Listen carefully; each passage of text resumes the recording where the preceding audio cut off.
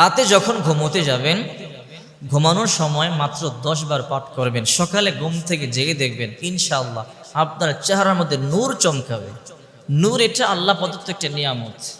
মানুষ কালো হোক সুন্দর হোক, যার চেহারার মধ্যে নূর আছে দেখতে খুবই ভালো লাগে, খুব মায়াবী মনে হয়, চেহারাটা খুব মিষ্টি মনে হয়।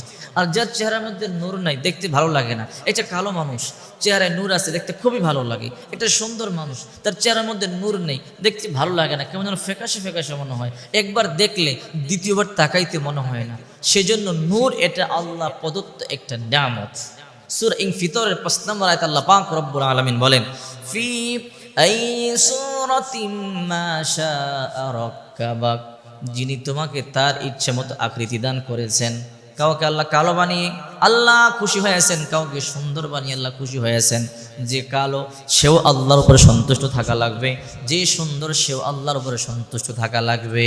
সুন্দর হলেই জান্নাতে যাবে আর কালো হলেই যাবে না তা কিন্তু কথা নয়। আল্লাহ সূরত দেখেন না, ইন্নাল্লাহ লা ইয়ানজুরু ইলা সুওয়ারিকুম ওয়া আমওয়ালিকুম ওয়ালাকিন ইয়ানজুরু ইলা কুলুবিকুম ওয়া আমালিকুম। আমার রাসূল বলেন আল্লাহ সূরত দেখেন না, ধন সম্পদ দেখেন না, দেখেন ঈমান আর আমল। আবার আল্লাহ তাআলা বলেন আল্লাযী খালাকাকা ফাসাওয়াকা, আল্লাযী খালাকাকা ফাসাওয়াকা ফাআদালাক, যিনি তোমাকে সৃষ্টি করেছেন, সুবিন্যস্ত করেছেন, সুষম করেছেন। লাকাদ খালাকনাল ইনসানা ফি আহসানি তাকওয়িম, সূরা 3 এ বলেন অবশ্যই অবশ্যই আমি মানুষকে সর্বশ্রেষ্ঠ অবয়ব দিয়ে সর্বোচ্চ সুন্দর যদি সৃষ্টি করেছি।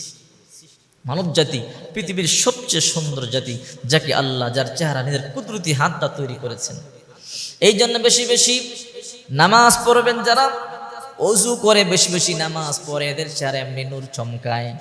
বিশ্বনবী মুহাম্মদ রাসূলুল্লাহ সাল্লাল্লাহু আলাইহি ওয়াসাল্লামকে মা আয়েশা প্রশ্ন করলেন, ও বিশ্বনবী, কিয়ামতের ময়দানে হাজার হাজার লক্ষ লক্ষ নবীদের উম্মত থাকবে, এর মধ্যে আপনি আপনার উম্মতদেরকে কি করে চিনবেন?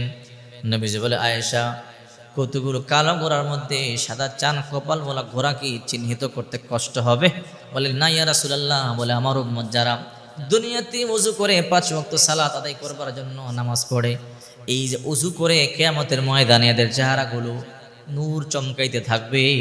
আর আমি এদেরকে কালো ঘোড়ার মধ্যে যেমন চান কপাল বলা ঘোড়া খুঁজতে কষ্ট হয় না, আমারও খুঁজে বের করতে কষ্ট হবে না। এদেরকে খুঁজে বের করবো। দেখবেন যারা ওযু করে নামাজ পড়ে এদের চেহারায় আল্লাহ প্রদত্ত একটা এমনিতেই নূর তৈরি হয়ে যায়।